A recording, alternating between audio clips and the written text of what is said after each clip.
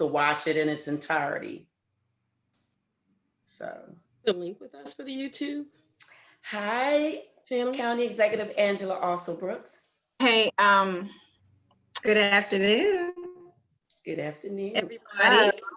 Trying to get. Good afternoon. Good afternoon. Good afternoon, everybody. See if I can. Okay, we're live now on YouTube. Yes. Good afternoon, State's Attorney Aisha Braveboy. Good afternoon, Abina. Hi, welcome everyone. Thank you. How's the baby, Abina? She isn't a baby anymore. She's 9 months old, going Oh, on 5. wow, she's an old lady now. 9 months old, going on 5. I know, I have a 1-year-old grandson going on 3.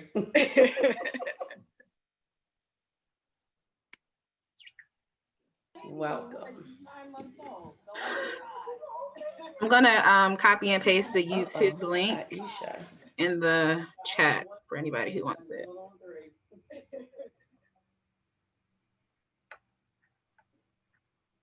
Charlene, Yes. are you sending out the link again?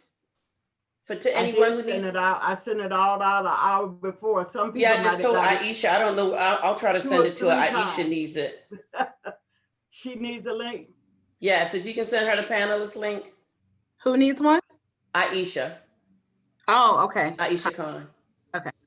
Let me go back over here. I can just. Thank you so much, Charlene. Hi, Chairwoman Yvette Lewis, how are you? Hi, Nia. He's I think Chairwoman Yvette Lewis is muted. No, she's Okay. not. She's Oh, say talking. that. No, she's not. She's talking. How's everybody? Everybody, I'm good. Yeah. Everyone's good. Good. We are fired up, are we? Yes, Even definitely. more so than ever before, I hope. I hope we After the understand last, what we're whew. facing, what we're Yes. up against. But I tell you what, I allowed myself a few moments to grieve, but that's over. Now We're it's in a time to fight fight. now. We're in a fight. And you know what encouraged me? When I saw that Act Blue, the Democratic fundraising arm, raised $91 million in 48 hours. Yes. We're not taking it lying down this time, people. We are not doing it Yes. this time. This is our time, and we're going to take it back. Trust me. Yes. That's all I have to say. Oh, no, that was perfect. Were you able to send it, Charlene, or you want me to send it to her text? I just resent it. Okay. I see my Forget it. Speaker Jones. How you doing, Madam Chair? I'm excellent. How are you? I'm doing okay, Good. okay. Did you listen to Joe Biden's speech today? Just a few minutes ago, it was amazing. Yeah, wasn't it though? Absolutely. I mean, Oh. he has really hit it out of the park with all of these speeches, the convention speech, everything, just moving and getting better. His town hall last Thursday on CNN was amazing. Mhm. And Michael Moore even said after Joe Biden's speech today, it was like somebody opened up a window and let in some fresh air. There's my county executive. Hi. Who else do I see? I see Senator Van Hollen. I see Delegate Edith. Hi. Good afternoon, Madam Chair. There. How are you? Wonderful. State's Attorney Aisha Braveboy. Yes. Oh my goodness, so many. All What- right. Yes. In great company today. Good afternoon, Senator Van Hollen. Good afternoon. It's great to be here. Awesome. My goodness. Yeah, I just was looking at some of the Biden speech from today, and it was terrific. And Excellent. you were on MSNBC. Right after I Yes. saw it myself. I sure Right. did. Uh-huh. Yeah, well, we Good gotta job. keep this thing going. We gotta beat this Mhm. use of power. But anyway, it's I'm glad he's really tying this the court issue to their effort to get rid of Obamacare, get rid of the Affordable Care Act, because that impacts so many people around the country. Correct. Yes. Yep. Including Republicans. Yes, indeed. Right. We need 2 more, right? Yep. 2 more, get that You 4. you need a big search party to find any Republican with principles these days. That's the problem. And one of the things that's going to help us is making these calls into Arizona so that we can get Mark Kelly sworn in right away. Oh, It's yeah. my understanding that he can be sworn in right away, and that's one less vote that Mitch McConnell has. Is that correct, Oh, good. Senator? It's by, my understanding is that it would be by November 30th. Mhm. There's so many, but there's obviously all the lawyers are looking through this. There's just so many different layers to this right now. But if it gets past November 3rd and Joe Biden is elected president, it's just it would be so outrageous. Now, I wouldn't put it past Mitch McConnell, but I think at that point you might even have some additional Republican senators blocking it. We'll see. We right now they're obviously trying to rush it through before Election Day, so that's the big challenge. Although there's this argument, I'm sure you've heard, that Trump may prefer to kind of dangle it out as a carrot for the evangelical vote, so to try and ensure a greater turnout. I don't know. We'll see. All right, we'll say it's 4 o'clock, Senator. Yep, it's 4 o'clock, you guys. You ready to go? So, yes. Yep. Mhm. So I want to start off by saying good afternoon, everyone. I am Danielle Smith, and I am the National Co-Chair for Black Women for Biden-Harris, and serve alongside Ms. Patricia Duncan of Denver, Colorado, my partner in crime. I want to thank our Maryland State liaisons, Ashley Phillip, Sarah Davison, and Aisha Khan. They are proudly representing Maryland at the national, state, and local levels. In addition to their conventional volunteer services of voter registration, phone banking, and fundraising, these young ladies have taken on special projects to ensure that Black Women for Biden-Harris Maryland is doing our part to get the VP, Joe Biden, and Senator Kamala Harris to the White House. As you can see, we have a phenomenal panel this afternoon, and I want to thank all of you for taking time out of your busy schedules today to talk directly to those who mean so much to us, the voters. Information is power. An informed and educated voter is crucial. We can register thousands of voters and only a quarter of them may cast a vote. It is our responsibility to advocate and, yes, fight on their behalf. This is a fight for our democracy. This is an all hands on deck charge, not just a Democratic, Republican, Independent, or any other standalone fight. We are one voice, same purpose. We have to be strategic and choose the right battle in order to win the war. So let's get these signs up and get into these communities and let them know what and why and who they are and why we are fighting. This is a century. We should all be concerned with the dishonorable displays of leadership that we are witnessing on a daily basis with this administration. We want to remind you that your vote is your voice. We are truly listening to you. We ask that you join us and bring your own chairs to the table via serving on some of the national, state, and local boards, commissions, committees, and yes, even running for political office. So with that being said, we welcome our very own Maryland War Chest, our esteemed leadership, who will share with you how important this election is, what each and every one of us can do to ensure victory on November the 3rd.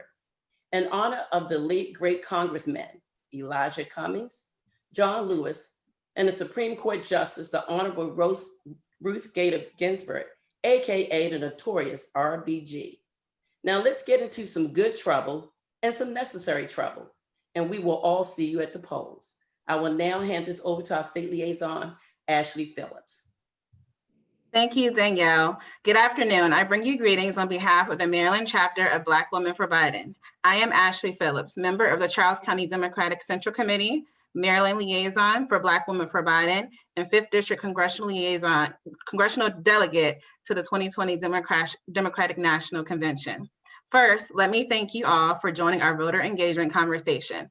Also, a special thank you to our special guests who will share with us their thoughts on ways to excite and galvanize the voters with an emphasis and concentration on voters registration, voters education, voters mobilization, and voters protection.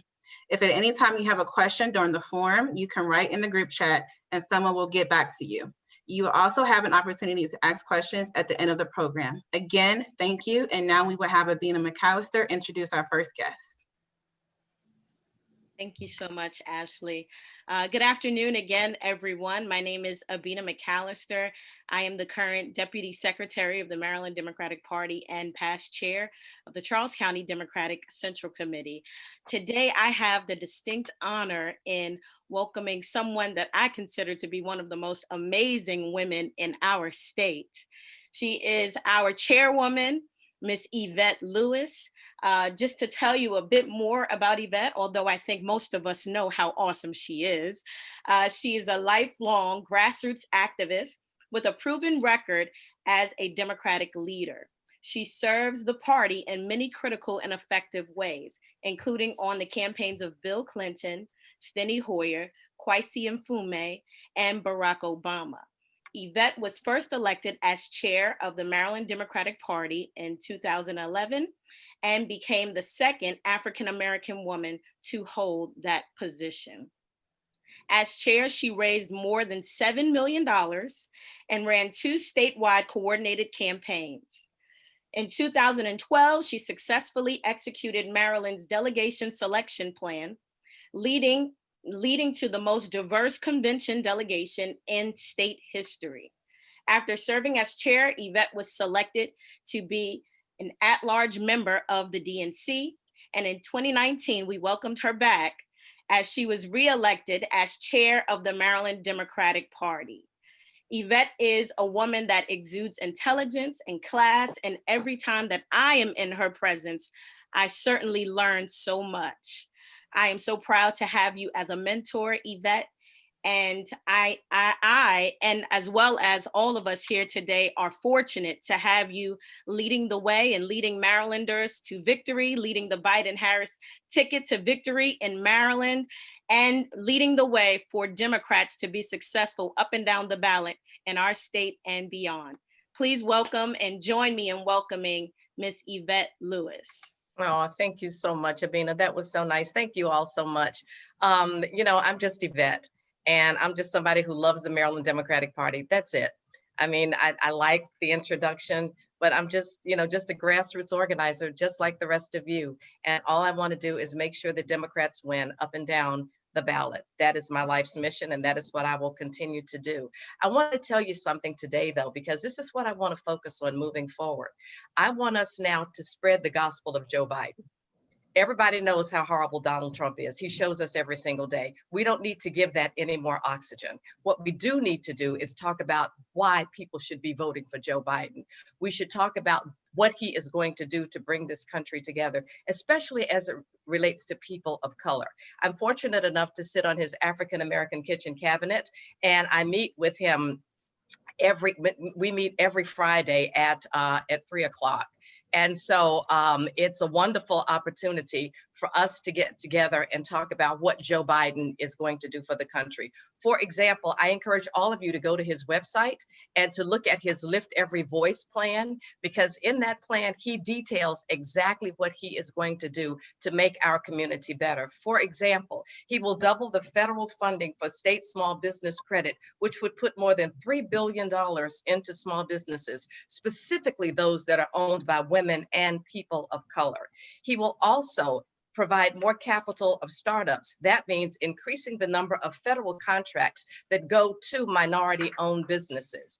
He also knows that housing inequality is so very, very important. So that will mean an investment of $640 billion over 10 years, so that every American has access to housing that is safe and affordable. But $100 billion of this would actually go directly into new affordable housing in communities of color. When it comes to ending funding disparity between white and non-white districts, he believes that as far as education is concerned, your zip code should not determine whether or not you get a quality education. So what he will be doing is tripling the funding for Title I schools that will directly impact low-income schools and work to improve teacher diversity. He will also invest in college, forgiving all undergraduate tuition-related federal student debt from 2- and 4-year colleges for debt holders earning up to $125,000.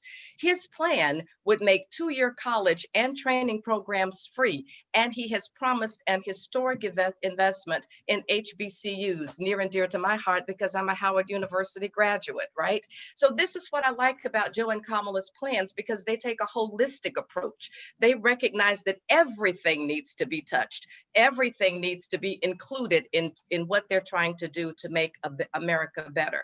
The other thing that Joe is doing that is most important for all of us is focusing on strengthening the vote. And this is where all of you have a role to play, because all of us, every single person on this call, has to be involved in getting out the vote. If you have any questions about whether or not your voting status is in jeopardy, or what you need to know about where to vote or how to vote or whatever, we're urging you to go to iwillvote.com, and it has all of the information that you need to make yourself fully armed and fully educated so that you are an informed voter when it's time to vote.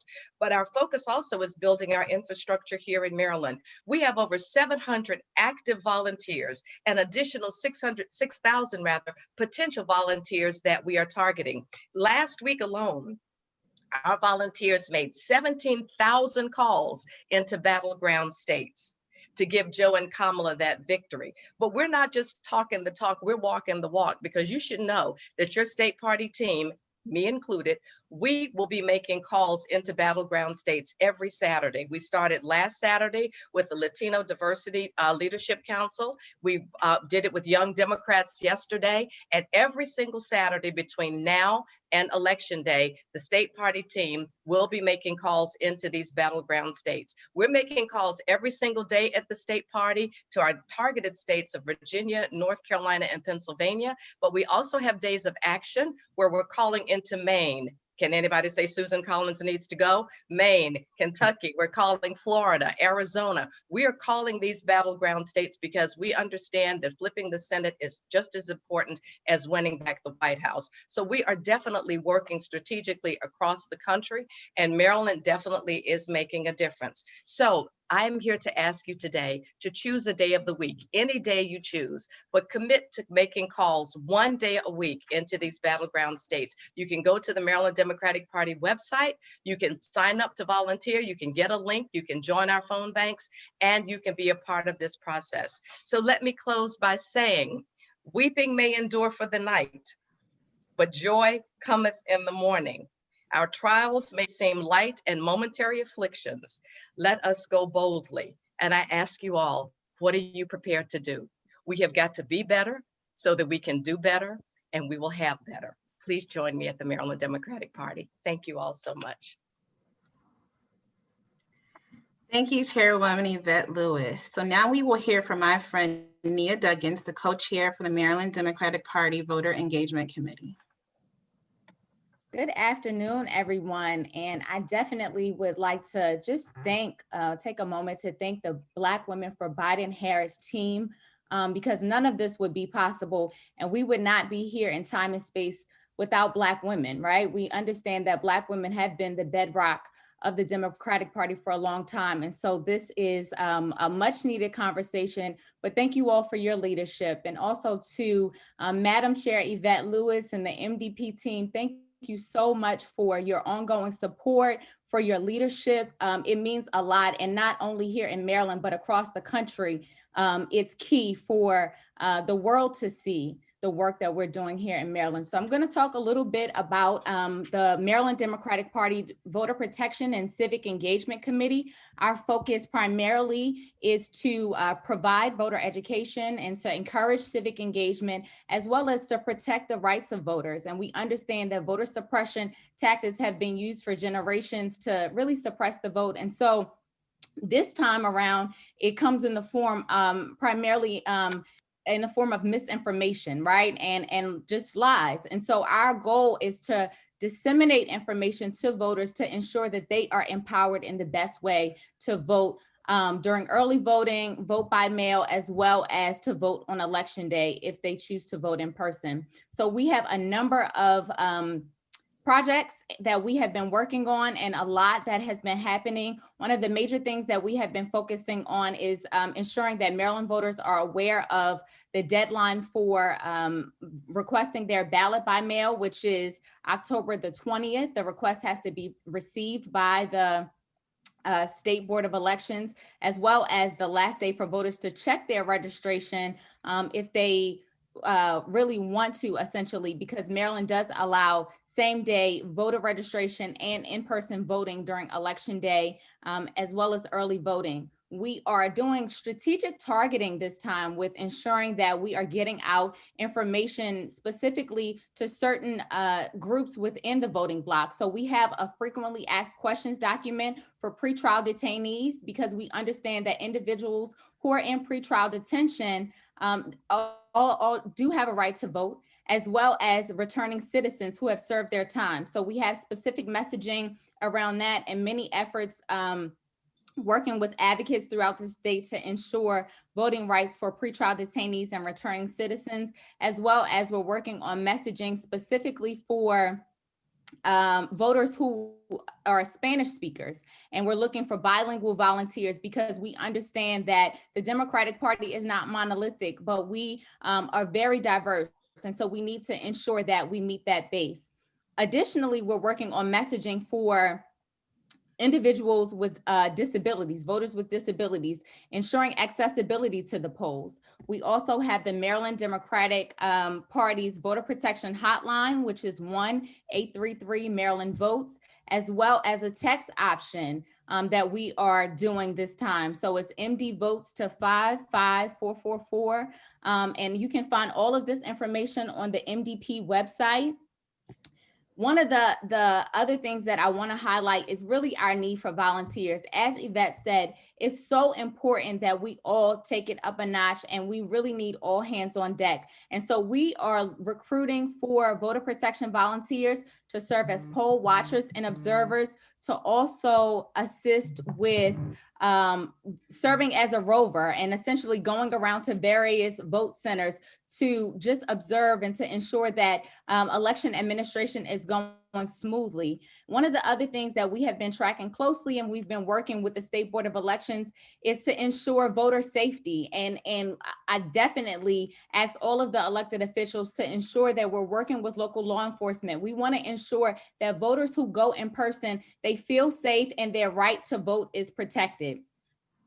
Last but not least, we're looking at and addressing security at the ballot, at the drop boxes throughout the state. We know that we're using drop boxes since there is an influx of voters who will be voting by mail. And so we want to ensure that they're safe. We have been told by the State Board of Elections that they will be under 24-hour surveillance, whether it be by live observer, typically, security or law enforcement, and or cameras. And so, these are the many efforts that we're going, really that are underway, quite honestly, but we want to make sure that you all know about what we're working on. You have the information. Please go to mddems.org/election.info, sign up to be a volunteer, tell your friends, tell your family, tell your neighbors, tell everyone that to sign up to volunteer to help us get out the vote and to elect Joe Biden and Kamala Harris. So thank you all. And I will now turn it back over to the Maryland Biden Women for Harris team. Thank you. Thank you, Nia. So now we will have Aisha Khan, who will introduce our next guest speaker. Thank you, Ashley. Good afternoon, Black Women for Biden. My name is Aisha Khan, member of the Democratic Central State Committee in Baltimore, Maryland, and Maryland Liaison for Black Women for Biden. I'm here to introduce Senator Christopher Van Hollen. Senator Van Hollen started his time in public service as a member of the Maryland State Legislature, where he became known as a tenacious advocate for everyday Marylanders and someone who was unafraid to take one powerful special interest on behalf of working people. In 2002, he was elected to represent Maryland's 8th this congressional district, Senator Van Hollen was elected to the United States Senate by the people of Maryland in November 2016. Join me in welcoming Senator Christopher Van Hollen. Well, thank you, Aisha. And let me start by thanking you for all your activism and leadership. And it's wonderful to be here with Black Women for Biden-Harris. I want to thank Danielle Smith as one of the national co-chairs, and it's always good to work with you on important issues in Baltimore County and beyond. And also to the other Maryland liaisons, in addition to Aisha, Ashley Phillips, Sarah Davidson, thank you. And to everybody on this call, it's wonderful to be here with the team Maryland and Black Women for Biden-Harris.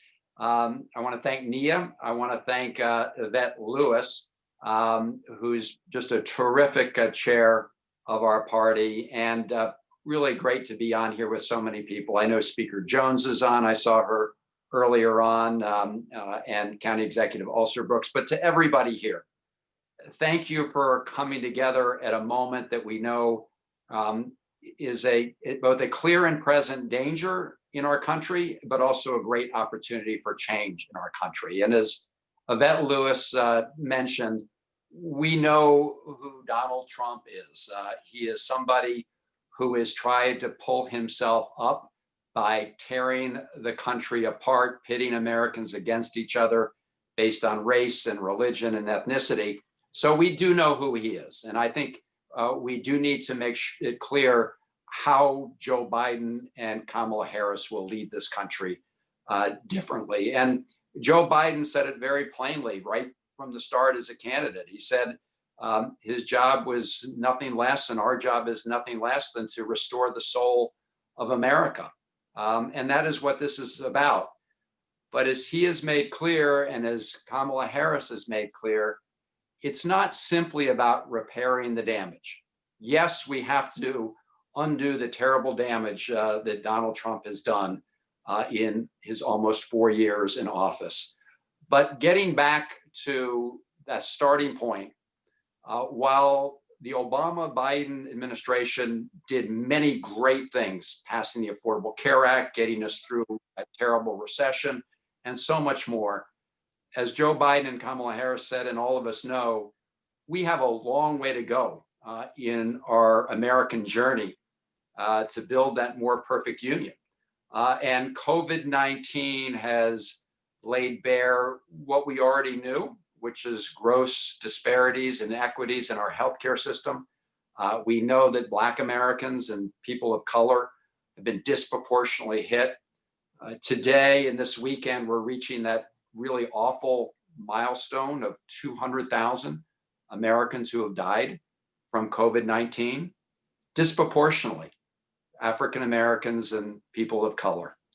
And so as we think about the charge for all of us, it's to really begin to seriously address these systemic inequities and systemic racism, not just in healthcare, but in education. And I'm so pleased that Joe Biden is really focused on making sure that we address these fundamental inequities in education through Head Start, early education, Title I, something that I've worked on and reached out to the campaign about early on. And of course, dealing with other fundamental issues like police accountability and getting the Justice and Policing Act passed, the George Floyd Justice and Policing Act, dealing with criminal justice reform, which is a real shame on a stain on our country right now, the way we address those issues. So there's so much that we need to do. And that, of course, all begins with this election. And I think it's now 43 days. And if we needed any reminder, this terrible passing of Justice Ruth Bader Ginsburg is that reminder to all of us that we need a Supreme Court that's going to stand up for what it says above above the arch there, which is equal justice under law. And let's make no mistake, what's happening now is in the middle of COVID-19, when so many Americans are facing healthcare crises. Instead, you've got Donald Trump and Mitch McConnell trying to stack the court with right-wing judges. That's what they're trying to do, abuse power, break the rules that McConnell had set for President Obama. And their goal here is nothing less than to dismantle important protections for women's rights, civil rights, workers' rights, and finally, Obamacare. And that's why today, Vice President Biden, when we talked about this, he really focused on that issue, because in the middle of November, the Supreme Court is scheduled to hear the appeal on the case for Obamacare. And Donald Trump from day one tried to undo it. First, they tried to win through the House and Senate. And of course, everybody rallied to defeat that vote in the Senate by one vote. We stopped their effort to destroy the Affordable Care Act. So now they're trying to stack the courts to do the same. And we need to get the word out, because that's amongst other issues, that's an issue important to all Americans as well. And the final thing I will say is that the Senate Democratic Caucus had a chance just last week to have a phone call with Joe Biden. And Senator Harris joined us on a phone call just the other day. And what was stressed were two things. One was the importance also of winning the Senate, because they're going to need a majority in the Senate and the House as partners to pass this legislation, like the George Floyd Justice and Policing Act, like the John R. Lewis Voting Rights Act, like the next steps in the HEROES Act, gun safety legislation, equal pay for equal work, $15 an hour minimum wage, all of those things that passed the House. And I want to thank our House delegation, Steny Hoyer, Congressman Anthony Brown, Kwasi Mfume. I know many are going to be on, Jamie Raskin. I want to David Trone, all of they've done all this good work. Now we need Joe Biden and Kamala Harris in the White House and a Democratic majority in the Senate. And there's so many close races right now, and we have great candidates. So we need to get that over the finish line. To do that, we do need everybody out to vote, every single American. And I had the good fortune of getting to know was a friend, John Lewis. I know a lot of our colleagues in the House did as well. And John Lewis, I saw him get passionate. I saw him just give the most moving speeches. I never saw him angry, but I have seen him frustrated. And one of the things he got most frustrated about was when people who were working for change dismissed the importance of the vote. Because after all, he put his life on the line for the right to vote. And he would say to these young people, and it's been great to see young people and then older people and, Black Americans, white Americans, people of all colors in the streets demanding justice. And I was proud to join with them. But what he would say is, if we want to translate those cries for righteous justice in these peaceful protests, you got to go to the ballot box, because we need the votes. Because if we want to pass the, George Floyd Justice and Policing Act, we need the votes. We want to pass the John R. Lewis Voting Rights Act, which we renamed in his honor. We got to have the votes. It's all about the votes. And young people, and I'm going to end with this, because we really got to get the word out to young people. Because in 2008, young people came out in numbers larger than they ever had before for Barack Obama's election. It was 50% of eligible young voters between the age of 18 and 29. That was really good, but we got to do better. As a voting age group, it was still less than all the other voting age groups. And I think one message we have to deliver is know your power and if you don't vote, all you're doing is surrendering your power, and that Donald Trump would like nothing more than for you to surrender your power at this moment in time. That's their entire goal, is to throw up all this distraction and misinformation to discourage people from going to the polls. So just remind everybody, but especially young people, if you don't go to the polls, you are surrendering your power to Donald Trump. So let's give our vote to Joe Biden and Kamala Harris and a Democratic majority in the House and Senate, and not just repair the damage, but move forward in our country and really do what we've got to do to continue on our journey to build that more perfect union. And thank Black women for Biden and Harris, because you are really the wind beneath the wings. And I was very glad to hear Joe Biden again today affirm that his choice for the United States Supreme Court would be the first African-American woman justice. It's long overdue, but they'll get it done. So thanks. It's great to be with all of you.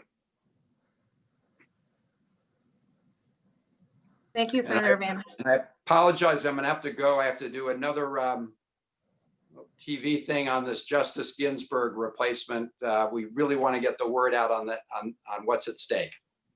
We understand. We thank you for taking our time to be with us. We're honored. Thank you. No, thank you. So now we'll have Commissioner Amanda Stewart introduce our next guest. Thank you, Ashley. Good afternoon, Black Women for Biden. My name is Amanda Stewart, and I'm honored to serve as the County Commissioner for Charles County District 3. I'm here today to introduce our Majority Leader, Congressman Steny Hoyer. As House Majority Leader, Congressman Hoyer is the second ranking member of the House Democratic leadership. He is charged with scheduling legislation for consideration on the House floor, shaping the House Democrats' legislative priorities, and delivering the Democratic message. Congressman Hoyer previously served as House Majority Leader from 2007 to 2011, and as House Democratic Whip from 2003 to 2007, and from 2011 to 2019. Prior to his years in Congress, Congressman Hoyer was a member of the Maryland Senate and was elected President of the Senate, the youngest ever in state history. Please join me in welcoming my Congressman, Majority Leader, Congressman Steny Hoyer.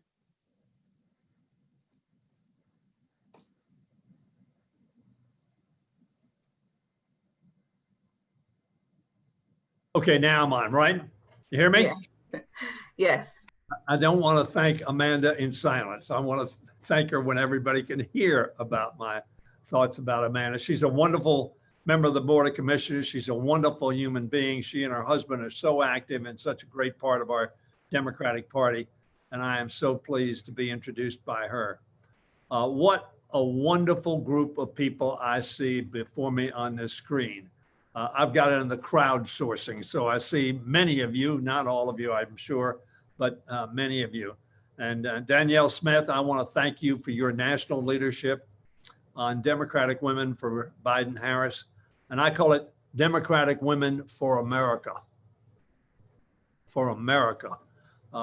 Being for Biden-Harris is for America.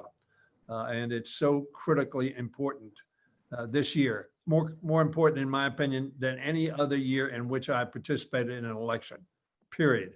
Now, first, I want to give out some awards. I want to Ashanti, to my buddy, Anthony Brown, and to Delegate Edith Patterson. Your backgrounds are the best. You're the top three. So the award goes to the three of you for background. I was looking at those and I was saying, that's really neat. And I want to thank Yvette Lewis. What extraordinary leadership she has given to our party. What extraordinary leadership she's giving on the national level. Abina is waving her hands. Thank you, Abina. And I want to thank you, Abina, the chair of the Charles County Democratic Party now, state officer. You are doing a wonderful, wonderful job. You and Yvette and all the members of the Central Committee are a great team. Nia Duggins, thank you very much for co-chairing the Maryland Voter Protection and Engagement Committee. Such, as you pointed out, such a critically important endeavor in this election. This president is urging people to commit a felony. He's urging them to vote twice. That's a felony.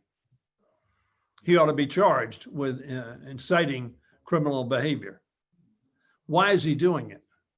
Because he wants the election to be messed up, to be doubtful, not to come with a result that Americans have confidence in. We need to make sure that doesn't happen. And I want to thank you, Nia, for all your work. Ashley Phillips, who was on my staff and is a dear, dear friend. Ashley, thank you so much for your leadership on the Central Committee. Thank you for your leadership in Charles County and in our congressional district. Also want to thank Aisha Khan, who is doing such a great job. And thank you for that introduction of our senator. And Dr. Sarah Davidson, who's the liaison to the Black women for Biden-Harris.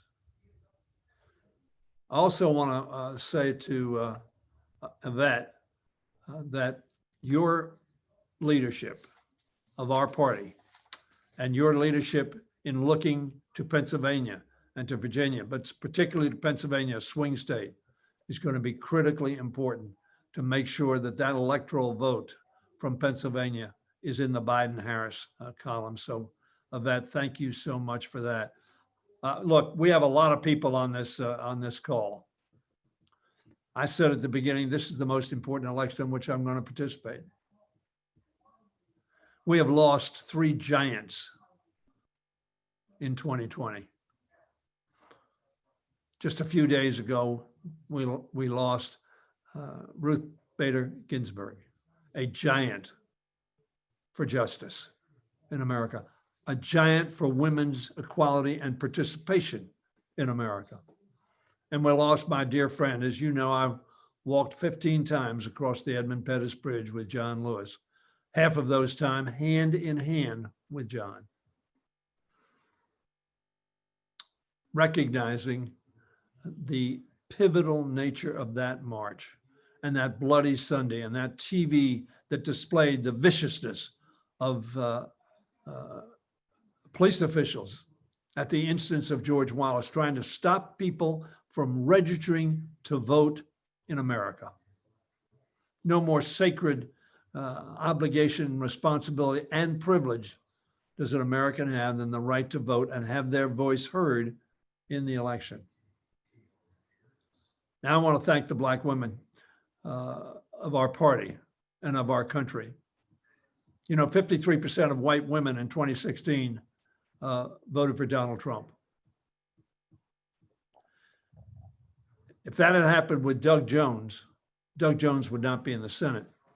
I think Doug Jones may well be the second most important race in this country. To keep him in the Senate, a man of great principle, a man who convicted finally one of the bombers in the 16th Street Baptist Church, bombing of those 4 little girls. This election is critical, and each of us has a personal responsibility to do everything we can, not for Biden, not for Harris, not for Democrats, not for Steny Hoyer or Chris Van Hollen or whoever. Chris is not on the ballot, of course, but for America, for our Declaration of Independence, for our Constitution. That's what's at risk. Joe Biden talks about the soul of our country. And as you probably heard me, I say the soul and character of our country. The soul of our country is the Declaration of Independence and our Constitution. The character of our country is how we treat one another, as how we lift up those who need help, as we treat our allies abroad, as we present to the rest of the world as a partner and a fighter for freedom, not only here, but as John Kennedy said, we will pay any price, bear any burden to defend freedom here and around the world. I told Vice President Biden, we called 3 weeks ago, shortly after John's death. We had a conversation. I said, one of the first things, Mr. Vice President, you want to do is when you give that inaugural address just minutes after you become president, send the word to the rest of the world that we are back as a leader. We are back as a trusted ally. We are back as a country you can trust that will tell you the truth. That's the essence of what this election, it's about a lot of things. It's about confronting COVID-19. It's about preserving the Affordable Care Act and pre-existing conditions. It's about making sure that we educate our children. It's about making sure that we pass a Justice in Policing Act named after George Floyd, who was murdered by someone who's supposed to uphold the law. You've heard me say it in quoting Thomas Paine, these are the times that try men's souls. And if he were alive today, Danielle, he would say, these are the times that try men and women's souls. And then he went on to say, the summer soldier and the sunshine patriot will in this hour shrink from the service of his, and he would say now her, country. None of us could do that. All of us have to do everything we possibly can for America. Joe Biden and Kamala Harris represent a broad spectrum of America. Joe Biden, all of his life, has lived his commitment to equal opportunity and to helping people as a United States Senator from 1970 and as Vice President of the United States. That's why we need Joe Biden, because he has shown us the caliber of his service, the empathy of his relationship with the people. And Kamala Harris, what an extraordinary choice she has been for vice president. Not only will she be the first woman vice president, but she'll also be the first Black vice president. We're making progress.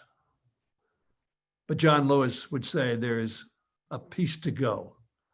Yeah. And the anthem that we sing so many times as we face the rising sun of our new day begun, let us march on till victory is won. And we know, and the Johnson brothers knew, we have not won our victory.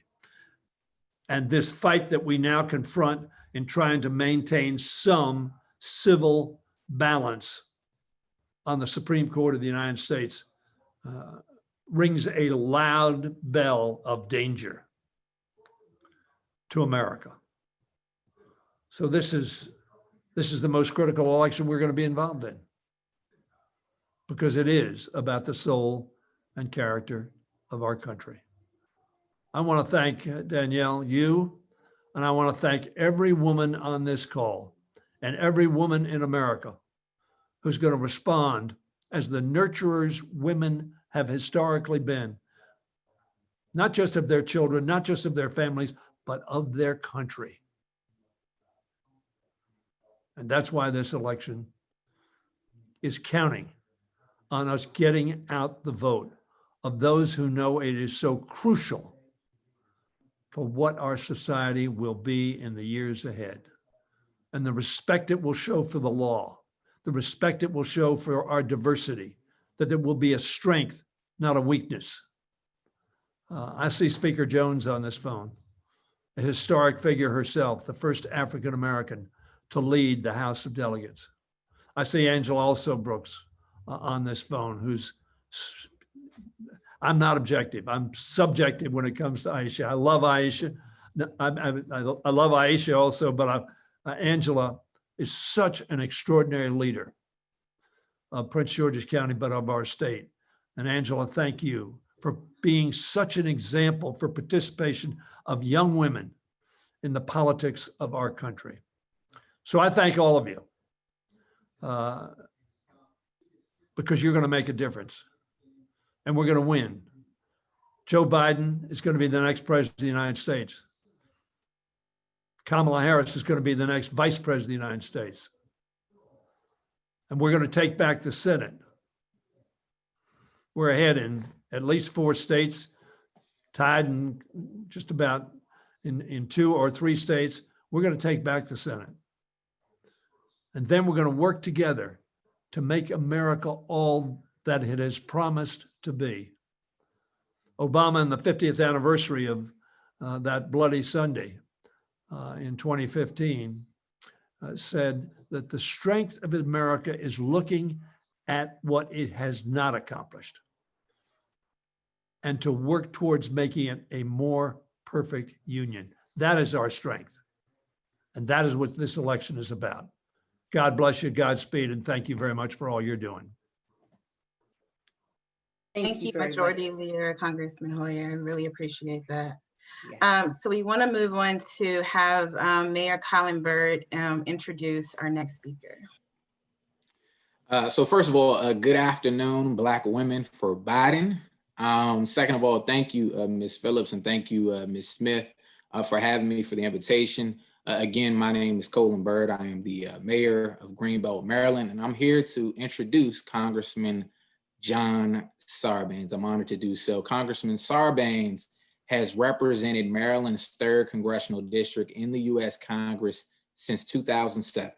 He currently serves on the House Committee on Energy and Commerce, in addition to the House Subcommittee on Health, the House Subcommittee on Energy, and the House Subcommittee on Oversight and Investigations. Congressman Sarbanes also serves as the House Oversight and Reform Committee, and on the House Oversight and Reform Committee and its Subcommittee on Government Operations.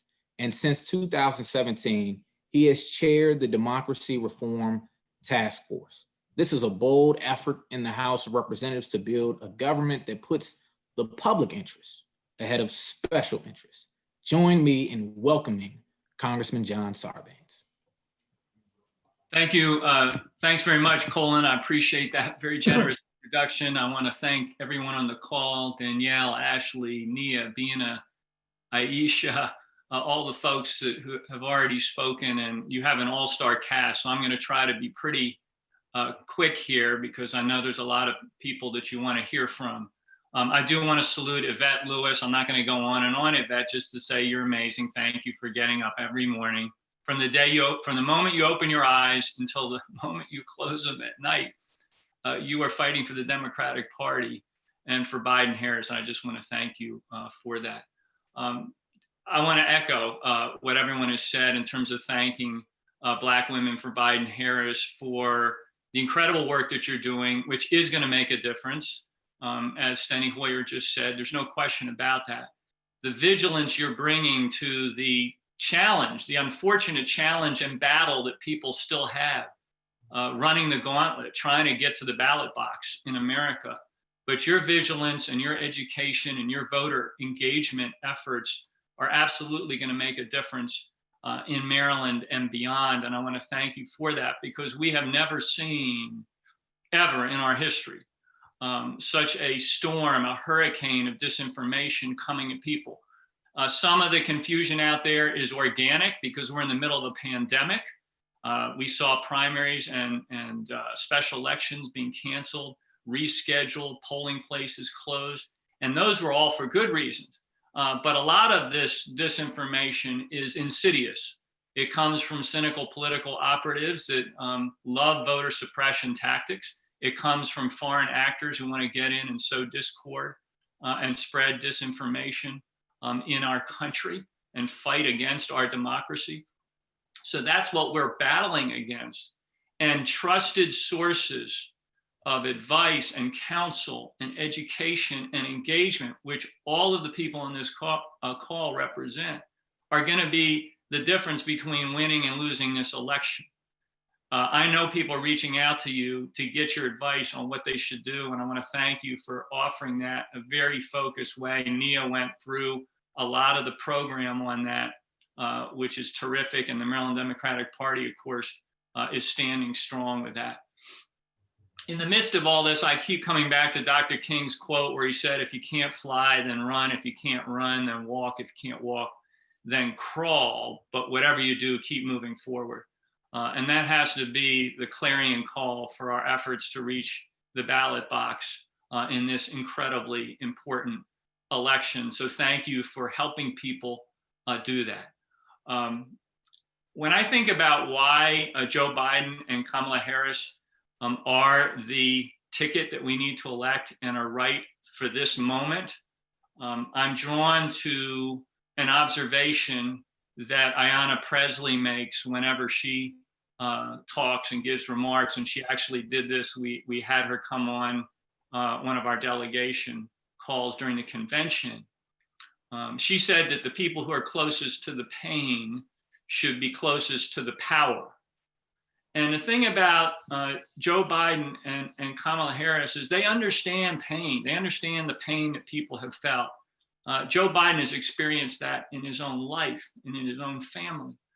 And so I think they are the ticket that will pull people who are in pain closest to the power. They understand that if they are given the privilege, the honor of holding a tremendous amount of power and authority that exists in the presidency and vice presidency of the United States of America, that their job, their obligation, responsibility, morally, is to pull people who are in pain to the power and shape policy that will address that pain. And that's why I'm excited about the ticket. And I also need to say that we know that Black women across America are often close to and often the closest to the pain in our communities, close to the pain of racial violence, close to the pain of this disproportionate impact coming from the pandemic, close to the pain of economic dislocation across communities. You understand in ways that I think Joe Biden and Kamala Harris are trying to capture and channel what it means to make sure that those who are close to pain are close to power. And you are making power from your voices through this effort. And I want to thank you for that. Let me just close with this because I do want to get out of the way and make sure that the rest of the panelists have an opportunity here.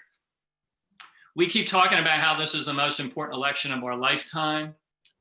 I mean, there's no question about it, for all the obvious reasons. It's also, I think, the election we've been waiting for. And that doesn't just mean the election we've been waiting for the last 4 years, although if you're like me, you got up every morning thinking about November 3rd, 2020. And waiting for this moment to come where we could register our grievances and dispatch Donald Trump from the highest office in the land. But I think this is also the election that our nation has been waiting for more than 200 years. And the reason I say that is because this is the election that is going to test whether our constitutional republic can hold, whether we have it in us, whether the mettle of the people of this country is strong enough and tough enough to reject the kind of authoritarianism that is coming from Donald Trump. This is the election that we have been waiting for as a country for more than 200 years to test who we are. And I want to thank you for stepping up, playing this critical role, helping to pull our democracy back from the precipice, and then turning, and as Steny said, looking into the rising sun and being part of that march to a better America. Thank you for doing that, and thank you for the opportunity to join you today. Thank you. I just want to make a quick 30-second commercial break here because I know some individuals have to leave. But I want to let you guys know that we do have a National John Lewis Chair and Water Initiative. And so we will send that information to you, and the purpose of it is to make sure for our senior citizens and for when the lines are long, we want to make sure some of the churches and some of the organizations donate chairs and water. And also some of our young people, our millennials, can stand in line for some of our senior citizens, giving them the opportunity to sit down. So we will be able to send this initiative out to you, and it will be elaborated on a little bit more later in the event here. But and everyone will get a chance to speak today. So I just want to let you know that, just in case some of you had to leave, that that is something that's coming forward. We can send it directly to your emails. And thank you so much.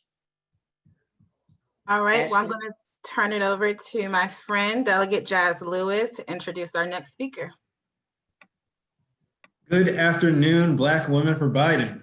For the Biden-Harris ticket, I should say accurately. I want to thank you all for the invite. Thank you to my good friend, Ashley Phillips, Danielle Smith, of course, our amazing chair of our party, Yvette Lewis. I like to call my political mom.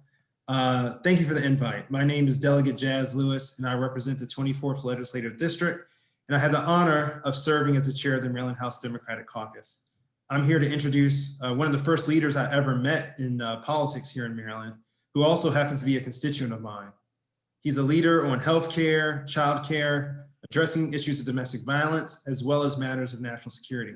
I'm proud to introduce Congressman Anthony Brown. In 1998, Congressman Brown was first elected to the Maryland House of Delegates to represent Prince George's County. Later, Congressman Brown made an even larger splash on our scene here in Maryland during his 8 years as Lieutenant Governor. In 2016, Congressman Brown was elected to his first term representing Maryland's 4th Congressional District, encompassing parts of Anne Arundel and Prince George's counties. Congressman Brown is now serving his 2nd term in Congress. Please join me in welcoming Congressman Anthony Brown. Hey, thank you, Jazz. I really, really appreciate that kind introduction. And yes, indeed, you work for me as my delegate in Annapolis.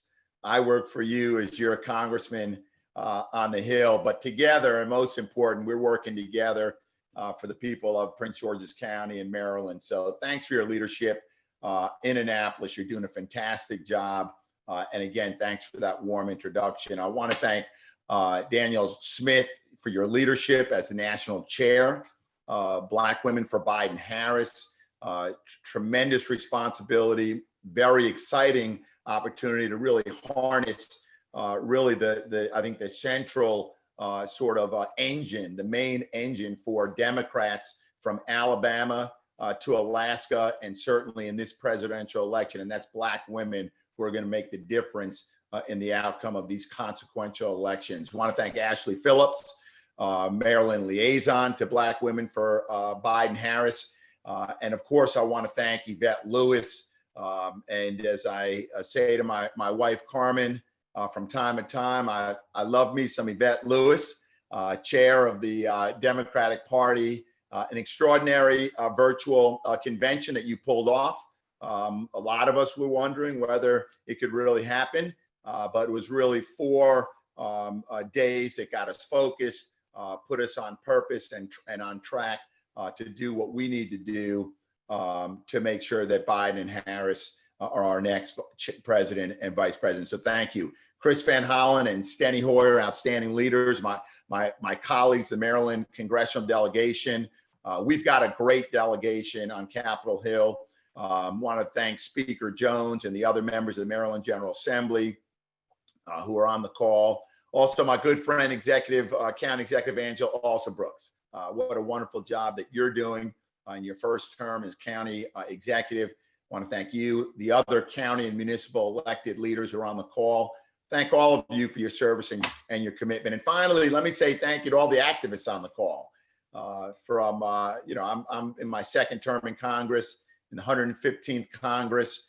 We got started in a very tough situation. President Trump's elected. We're in the minority in both the House and the Senate. We picked up a handful of seats in the 115th Congress among the Democrats, but not nearly enough to take back the majority. And what really motivated me and what motivated so many members of Congress were the activists. And that's folks in the grassroots who are making it happen. When you think about the work we did to prevent the repeal of the Affordable Care Act, sure, the votes were cast by members in the House and the Senate, but what made that happen is the work that was being done in communities and on the streets across America. So I thank the activists on the call as well. You know, lately my public remarks, whether it's political or on the official side, I focused almost exclusively on the pandemic, police accountability, and what this November means for the direction of this country. But let me just take the little bit of time that I have left, and I'm going to try to help us get back on time to focus on the tremendous loss that America suffered on Friday evening. And with the loss of Justice Ginsburg, we have a battle ahead. Everything Americans value is at stake. Healthcare, protections for pre-existing conditions, women's rights, LGBTQ rights, workers' rights, labor rights, voting rights, civil rights, climate change, and so much else is at stake when we're considering a Supreme Court vacancy. We must honor Justice Ginsburg's legacy by continuing to fight for the rights that she fought for her entire career. And we need a united front. We need to oppose any confirmation before Inauguration Day, as hundreds of thousands mourn the death of Ruth Bader Ginsburg, who was considered by most, and I know that I'm going to be followed by Jamie Raskin. He's much more fluent and conversant on these issues, but considered by most to be the dean of the liberal wing of not just the Supreme Court, but the entire federal judiciary. This weekend marks both a sad moment and the beginning of a mobilization effort to harness the grassroots, that fury ignited by Mitch McConnell and Lindsey Graham in the GOP response to her death. Justice is on the ballot, both in the presidential race and in each of the tight races in the US Senate. And we need to fulfill Justice Ginsburg's wish, as she stated to her granddaughter. She said, "My most fervent wish is that I will not be replaced until a new president is installed." And that is our call to action. As Democrats, as Americans, we should all be concerned about the composition of the Supreme Court. Whether you're an advocate for criminal justice reform, whether you pursue the cause of expanding health care to more Americans, if it's gender equality, civil rights, or even environmental justice, this vacancy, this election should be of concern to you. We must use this momentum, the energy around the fate of this vacancy, to ramp up pressure against Republican senators, to break with McConnell, particularly those who are in competitive races and who said in the past that they would confirm a nominee before Inauguration Day. So we've already seen Senator Collins of Maine. She's already said that the appointment should be made by the president who's elected on November 3rd. That's good. That leaves the likes of Senators Murkowski of Alaska, Gardner of Colorado, Mitt Romney of Utah. They're the most promising. I know a number of organizations are already mobilizing, Demand Justice, Women's March, Invisible. They're all mobilizing their members, and each of us needs to do the same. And now Yvette Lewis earlier outlined the actions and the initiatives that each of us can take. So reach out to the Maryland Democratic Party to engage. We're calling into Pennsylvania. We're calling around the country. And those Senate Republicans who follow Mitch McConnell on this, they're going to be the target of the wrath of millions of grieving, pissed off, motivated volunteers from all 50 states. We need to remind every voter that McConnell and other GOP senators, that they argued in 2016, right? Rather than voting on Merrick Garland, who was President Obama's nominee, a nomination that he had made in February of that year. They said then, and they've said even since, that Americans should be able to weigh in on the next Supreme Court nominee in the upcoming presidential election. So with the right amount of pressure, we might be able to even push Republicans like Senator Toomey of Pennsylvania. Again, let's get on the phone. Let's call into Pennsylvania to hold off on confirming a new justice. We need to pitch in with Jamie Harrison in South Carolina. And if not to reverse Lindsey Graham, certainly to defeat Lindsey Graham in what is shaping up to be a very tight race. Because if we're unsuccessful in stopping this steamroll, and we shouldn't throw in the towel, we need to ensure a Democratic majority in the Senate. So yes, and I'm saying it, I'm not the first to say it, we can pack the Supreme Court by expanding the number of justices. Sure, that's excessive, but what they're doing is even more excessive. And this isn't a new idea. It came up in the Democratic primaries. It's not just about the Supreme Court. It's about an overloaded federal judiciary with an insufficient number of judges. You couple that with the fact that Trump has already appointed 300 judges to the federal bench, and most of them are younger than 55 years old, and some are considerably younger. As Representative Nadler, who chairs the House Judiciary Committee, he tweeted just this weekend, if Republicans were to force through a nominee during the lame duck session before a new Senate and president can take office, then the incoming Senate should immediately move to expand the Supreme Court. Senator Schumer said nothing is off the table for next year if Republicans move forward with their plan. Court expansion is on the map in a way that it's never been before. So we need a clear strategy to tap into the motivation of Democratic and independent voters, which would pay dividends in November to send Joe Biden to 1600 Pennsylvania Avenue, to take the majority in the Senate. Enthusiasm is through the roof. And as others have said, and more eloquently than I have, nothing motivates voters like righteous anger. So we should be motivated. Let's organize. Let's get this done in November. Thanks, Jazz. Back to you. All right, thank you, Congressman Brown. So next we will have Ashanti Martinez, who will be introducing our next speaker. Thank you, Ashley. Thank you everyone for joining us. I want to thank Danielle Smith and Ashley Phillips for the invitation and for holding this space, because this is a very important conversation about a very important group of folks who have held down the Democratic Party since long before I was here. I'm Ashanti Martinez, former Vice President of Membership for the Prince George's County Young Democrats and staffer to Councilmember Tom Denoga on the Prince George's County Council. I'm here to introduce Congressman Jamie Raskin. Congressman Raskin proudly represents Maryland's 8th Congressional District in the U.S. House of Representatives.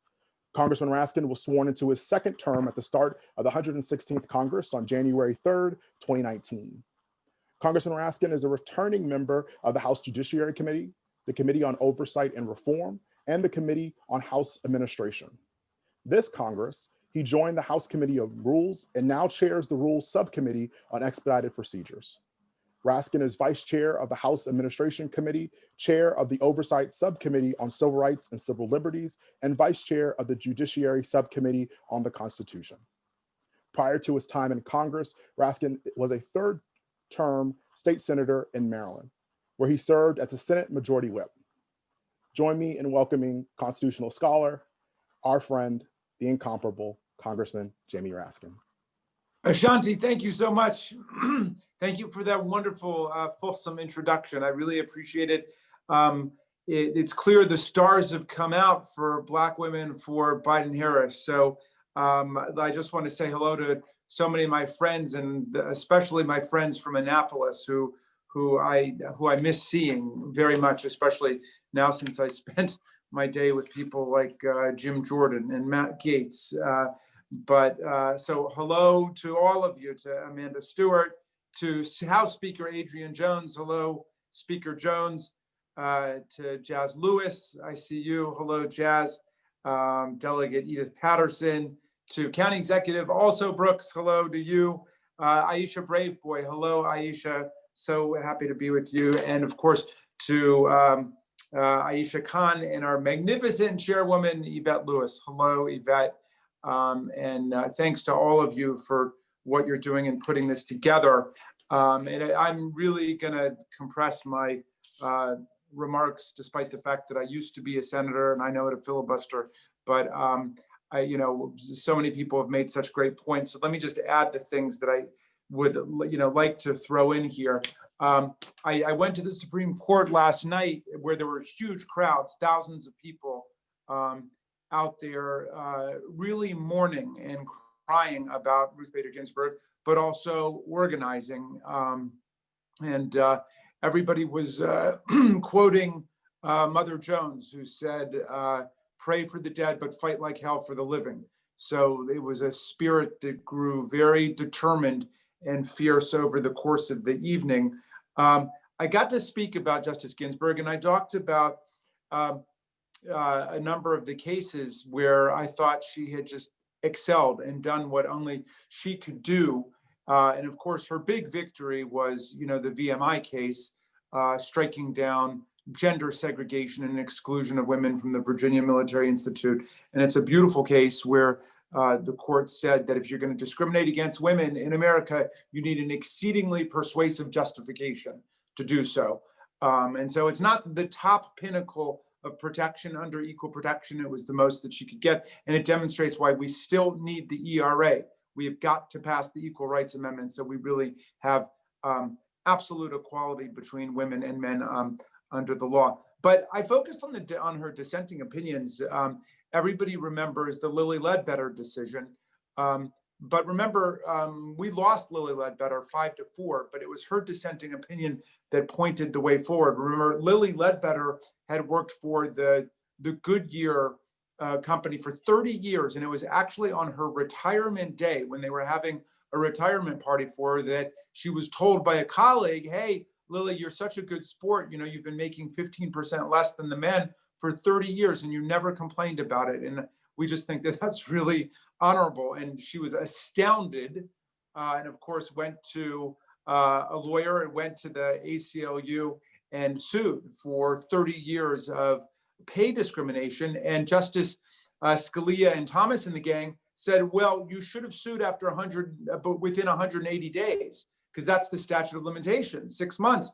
And she said, well, it's 6 months after you find out about it, not 6 months after they start discriminating. I didn't know. And they said, no, it's 6 months, regardless of whether or not you knew about it. So the 4 justices dissented. Justice Ginsburg wrote the opinion for the dissent, and she said, if they're going to perpetuate this atrocity against the women of America, Congress has got to change Title VII and has got to change the Equal Pay Act. And of course, Congress did it and Maryland did it. I remember working hard on that. I remember Speaker Jones working on that. When Maryland did it, even before Congress did it, we passed a Lilly Ledbetter Anti-Discrimination Act. But in any event, that was something she did. She also blew the whistle in Shelby County versus Holder. This is so important. You know, that was another 5-4 decision where the right wing on the court dismantled the Voting Rights Act. There's no other way of seeing it. They cut the heart out of the Voting Rights Act by taking away pre-clearance. I mean, the power of the Voting Rights Act was before you make changes in the voting system, you've got to go to a federal district court in DC, or you've got to go to the Department of Justice to say, here's why we're closing all these polling places, or here's why we're shutting down early voting, or whatever it might be. And the conservatives on the court said that, well, the coverage formula is out of date. And so it's not fair. It's not fair to the states that are being required to submit their plans. That is the states that had disenfranchised millions of people for decades and decades. And so they struck it down. And she wrote an opinion and she said, well, one of the things that Scalia and Thomas said in that opinion was that there are very few complaints of voting rights discrimination in the South today. So everything has changed. And she said, the reason that there's so few complaints is because of the Voting Rights Act. Now you're getting rid of the Voting Rights Act. She said, it's like saying you're going to throw away your umbrella because you're not getting wet.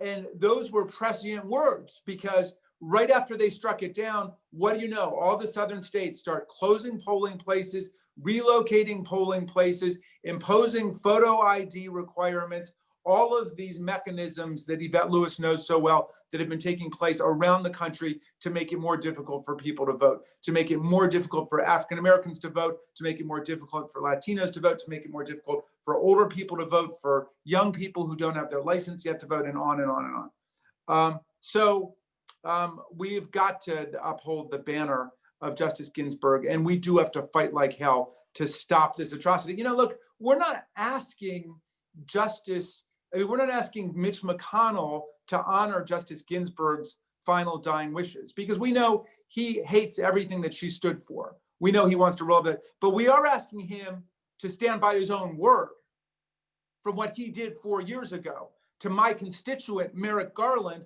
who was nominated by President Obama to the Supreme Court, one of the most qualified people ever nominated to the Supreme Court, the chief judge of the DC Circuit for more than a decade. And McConnell said, and he's nominated in February, and McConnell says, well, there's an election in November, and we're going to let the people decide. And we just don't do that. We wouldn't do this without letting the people decide. Of course, the people had already decided with Barack Obama, and it wasn't like the election was, you know, a few weeks away, but he didn't even allow Merrick Garland to have a hearing okay, did not even get a hearing. The chief judge of the DC Circuit, whose office is 6 blocks away from Mitch McConnell, they didn't even give him a hearing because it was Obama's appointment. And now, and his whole principle was, in the final year of a president's term, you let the people decide. Now it's not just the final year, it's not February, it's 43 days away. And they're gonna ram this thing through.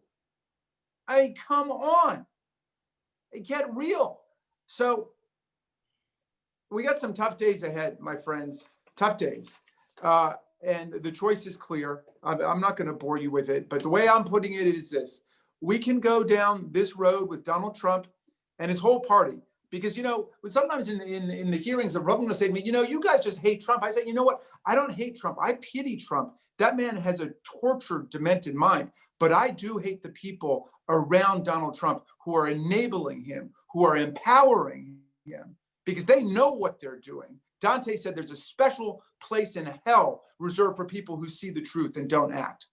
That's Mitch McConnell, okay? But anyway, with Donald Trump and his gang, we can go down the road of a failed state. What's a failed state? The political scientists will tell you. A failed state is a state that cannot deliver the basic goods of existence to its people. Security against disease. Well, do we have it? No. We're the world leader in death count, the world leader in case count of COVID-19. We lead the world. 5% of the world's population, more than 25% of the cases right here.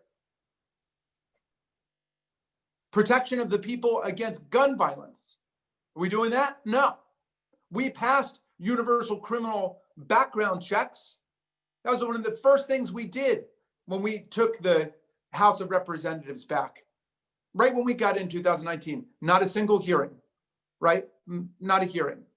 How about security of the people against abuse of their rights by the police? An essential, fundamental part of the social contract. Are we doing that? No, we're not. Now, we passed the George Floyd Justice and Policing Act several months ago, and what do you know? No hearings, nothing out of the Senate. How about just the right to vote? Are we a real functioning democracy? Well, the right wing already did its number on us with Shelby County versus Holder. We've had the Voting Rights Act sitting on Mitch McConnell's desk with 300 other bills. Nothing.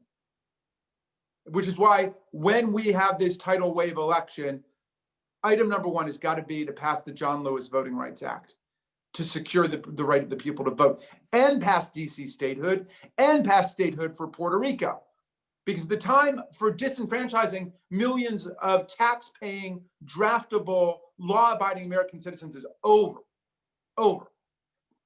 So we go down the road of the failed state, or we can have a new reconstruction in America. That's it. We can rebuild America from the bottom up. Black Lives Matter has shown us the way. All these magnificent young people are putting their bodies on the line, are showing us the way all over the country. So that's what we got to do. We had a reconstruction after the Civil War. It lasted 12 years before it was dismantled by the racists, by the white supremacists who restored their power. Then it came again with John Lewis and Bob Moses and Ivan O'Donnellson in Mississippi with Student Nonviolent Coordinating Committee in the early 60s. And we got a second reconstruction that brought along the Democratic Party, that transformed our party and gave us the Civil Rights Act of 64 and the Voting Rights Act of 65. And all of it has been slipping away with this right-wing drive in America. They could not handle Obama being president, and we've had this terrible racist backlash with Donald Trump and the Republican Party. And so we've got to put this to rest, my friends. We need a majority landslide election that puts America back on course, and we can rebuild ourselves. I leave you with this.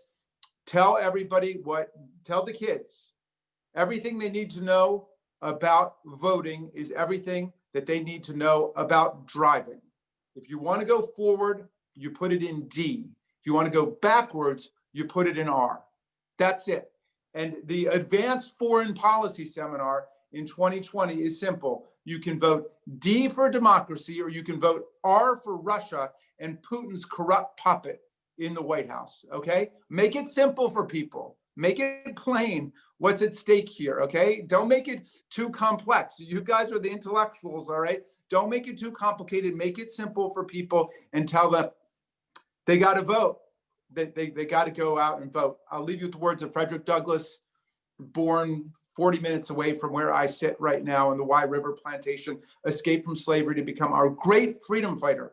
And Douglass said that if there's no struggle, there's no progress. The struggle may be moral, it may be physical, it may be moral and physical, but there must be struggle. Power concedes nothing without a demand. It never has, and it never will. That's where we are today. My friends, we got 43 days to take back our country. Thank you for what you're doing. Thank you, Congressman Raskin. That was awesome, awesome. So now we will have Sydney Parker to introduce our next speaker. Good afternoon, Black Women for Biden. Thank you for having me, and thank you to my colleague and SOAR, Ashley Phillips, for reaching out to me. My name is Sydney Parker. I am the staff assistant for Congressman David Trone, and I am here to introduce my boss. Congressman David Trone was elected in 2018 to serve Maryland's 6th Congressional District, where I reside, which includes all their parts of Montgomery, Frederick, Garrett, Allegheny, and Washington counties. Congressman Trone serves on the Education and Labor, Foreign Affairs, and Joint Economics Committees, where he is fighting to make progress on issues that matter to Marylanders, including fighting the opioid epidemic, criminal justice reform, and funding for mental health research. Join me in welcoming my Congressman David Trone. Okay. Thank you, first of all. Let me know if I can help. First of all, thank you to Yvette Lewis for your relentless work. And thank you to Maryland Black Women for Biden-Harris. And of course, Sydney. Sorry, I missed that. Could you say it again, please? And we got too many phones going on there. But thank you, Sydney, for your fantastic voice. As a young Black woman, of course, an excellent staff assistant and keeping me on track in the right direction. Thank you. First, I want to echo the sentiments of the others who spoke before on Ruth Bader Ginsburg, legendary in every sense of the word, champion for equality, pioneer of women's rights, and a visionary for justice. Her legacy will leave its impact on our democracy for generations. The opposite impact is the Republican plan to replace her. We're honored to be here today with John, Anthony, Jamie, Senator Van Hollen, and of course, my leader, Steny Hoyer, working to create a better future for our children, because that's what it's all about, our kids. That goal can and will be a reality if we elect Joe Biden and Kamala Harris to take back our democracy. Have you seen the past few months?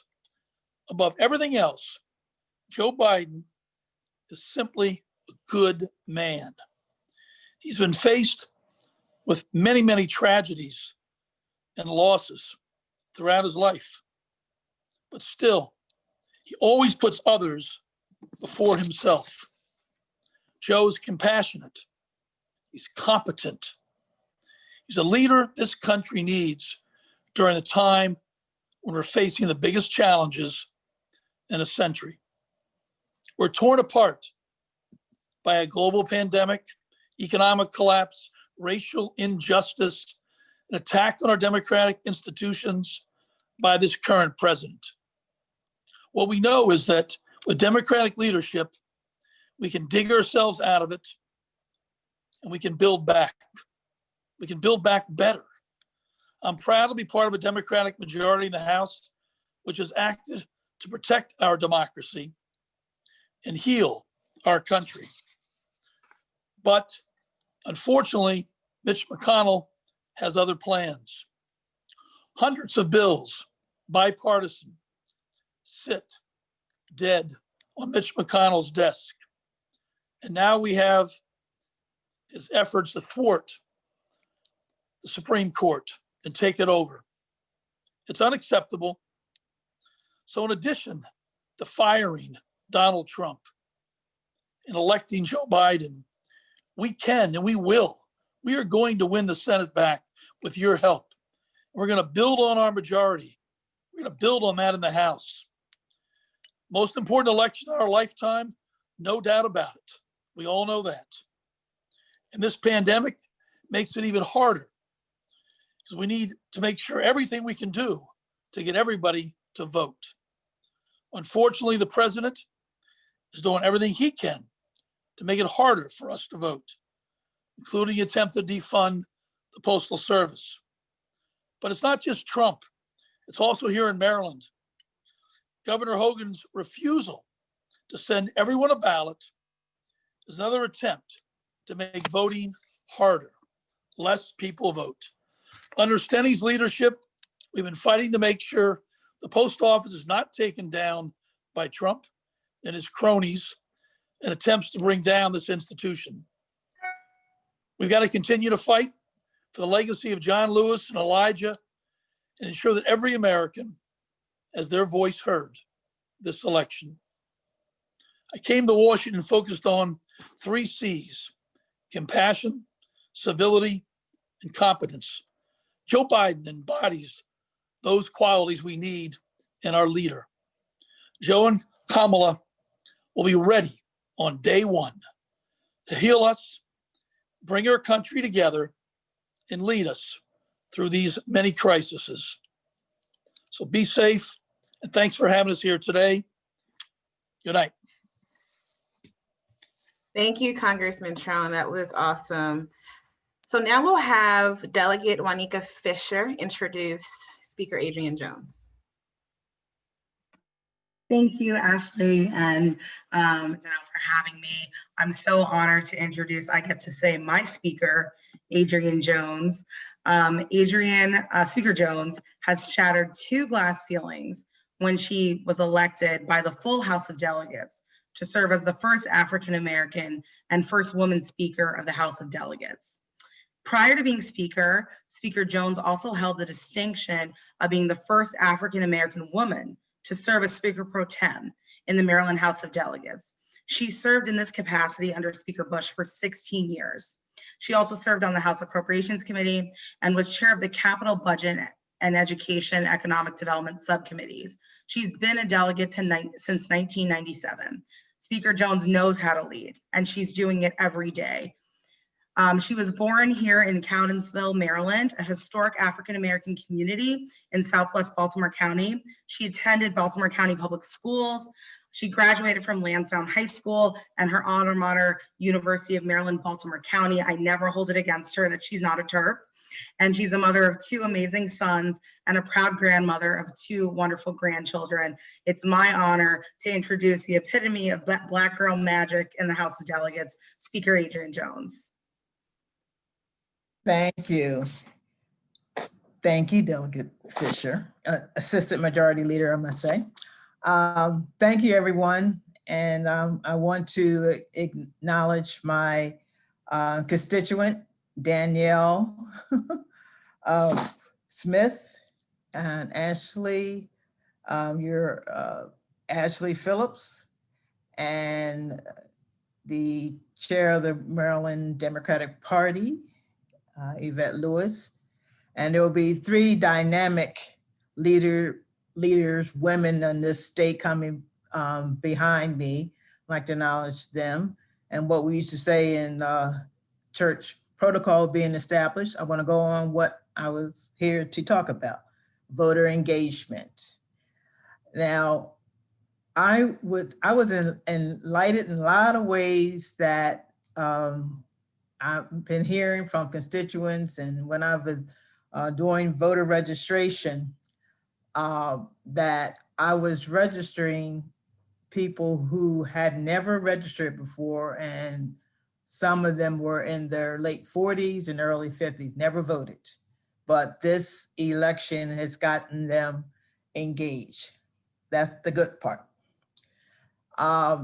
There are still some others who feel that, you all probably heard it from either constituents or persons that you really don't know well when you ask them, and they'll say, well, my vote doesn't make a difference. And with that, we try to engage them. And what our House Caucus has done And I don't know whether the House Caucus Chair Jazz Lewis is still on the call or not, but we had developed a toolkit to maximize the get out the vote efforts. And it contains resources such as social media graphics and videos, constituent contact program focused on making direct calls to voters, and an extensive information, frequently asked questions for members to incorporate in their daily constituent outreach. And we try to stress that the most important thing that you can do this election is to make a plan to vote. Not only just committing to, but specifically the method. And as many of you know, in Maryland, you can mail in your ballot, put your mail-in ballot in a ballot drop-off box, or vote during early voting or on election day. And speaking of early voting, there is 36 days. We always talk about the 44 days to the election, but the 36 days to early voting. Studies over the last few cycles prove that when you engage voters specifically about making a plan, they are more inclined to vote. So you can just tell them, just by saying, well, you need to go vote, that's not enough. And this year is crucial. I think people get that, but you still need to emphasize. And it doesn't just start with the individual voter. We must do all we can to engage voters, and mostly in terms of, I guess, first into your immediate circles, your family, friends, but we should specifically have conversation with those we are close with to commit to one of the 3 ways to vote. And if needed, give them a ride to the poll, walk them through the mail-in process. Voters should feel confident by voting by mail, but a lot of my constituents, as they saw the visuals with the taking up mailboxes and those sorters, that they do not, and they do not want to use the mail system at all. The alternative for that, we are telling them about the vote mail boxes, which Charles County has already had one theirs established in one of their locations, and Montgomery County, I think, has 3 already established. I think all the rest will be in no later than the latter part. Some will be in, a lot of will be in the latter part of this month, and the others no later than the middle part of October. So we encourage people to do that. We should, you should feel confident about your voting. But if they don't, we should, and they're not sure or anything like that, we have, they should contact their legislators, either on the state level, which I hope they would do first, and then on the congressional level, or even on their local level. But the main thing, we want to make sure that they are voting. And we always hear the expression, every vote counts. Yes, it does. And those who, when they say, well, it doesn't make a difference, and I always use the same arguments, like probably many of you, in that how elections were lost due to like one vote, or a couple of votes, and because those persons did not come out, it made a difference on terms of the outcome. And when you stress that to them, some real scenarios in terms of what has happened, they'll take this, they'll take it very seriously. But the fact that Trump is here and they've been seeing what has happened, I think that got more engaged than who wouldn't have been. And I believe we're going to have a record in terms of registration. So I just trying to encourage people to do it early. The State Board of Elections says that they're going to start counting by October 1st. So I think if you can get that, stress that out to get the voters in your communities, your church, et cetera, to come out early. There's been questions regarding if an individual can take votes, the sealed envelopes that are in like a nursing home facility, and the Board of Elections said you can't do that. That person's certified. I would not say putting boxes up at various churches, because that's not as secure. You don't really know, but those type of establishments where there's a designated person who resides there, they can, for the seniors who physically cannot get to the polls. And we also are encouraging young people. The General Assembly a few years ago allowed for 16 to 17-year-olds to register. They can't vote. They can be judges. 17-year-olds and 16-year-olds can be with permission from their parents. And that gets them engaged in the process as well. I know the governor had said that they have enough judges, because I think he had state employees that he had designated to apply for that. But there may be some places that they still may need. We just check throughout the state. And with that, I try to get within that 5 minutes. And I'd be more than happy after all the presenters are done to answer any questions that you may have. Thank you. Thank you, Speaker Jones. I really appreciate that. And we do have questions coming in for the end, so we'll get to that later. So now we're going to have Adrian Boafo to introduce our next speaker. Thank you so much, Ashley and Danielle, for allowing me to be here. And good afternoon to everyone for Black Women for Biden-Harris. I would also be remiss if I did not introduce my constituent and our fantastic state party chair, Yvette Lewis, for all that she's doing, not only to make sure that Maryland stays blue, but to make sure that Pennsylvania, North Carolina, and some of our other states go from red to blue. So thank you so much, Yvette. And obviously we love you here in the city of Bowie. For those who don't know me, my name is Adrian Boafo, and I have the privilege of serving as the Mayor Pro Tem here in the city of Bowie. But today I have the honor of introducing our county executive, Angela Alsobrooks. So after serving 2 terms as state's attorney in 2019 in November, Angela, a proud lifelong Prince Georgian, was elected as the 8th county executive for Prince George's County and became the first woman to hold the position. Now here in Prince George's County, she truly makes us proud every day by fighting for working families, fighting with integrity and with courage as well.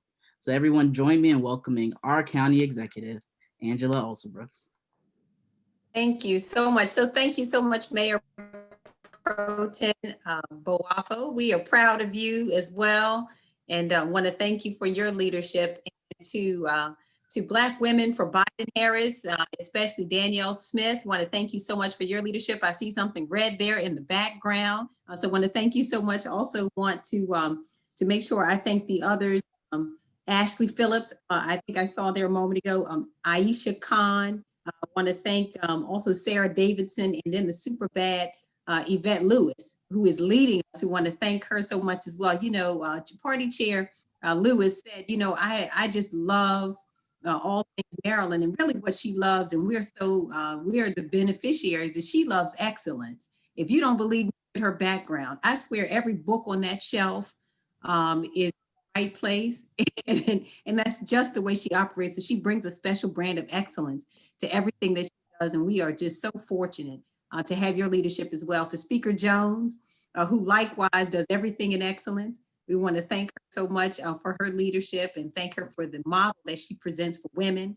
And to all of the other leaders on this call, Juanita Fisher, Delegate Fisher, just everybody, our state's attorney, just want to thank all of you all for being on this call. I will not be terribly long because I don't know about you, but I have so enjoyed hearing from everyone today. I have been inspired, but I know we have a lot of work to do once we get off of this call. And so I will not be terribly long. I just want to make a few points because I think so many excellent points have already been made, and I don't want to repeat anything that's been said so far. But the fact that we are on a call and this is Black Women for Biden-Harris, I think speaks volumes.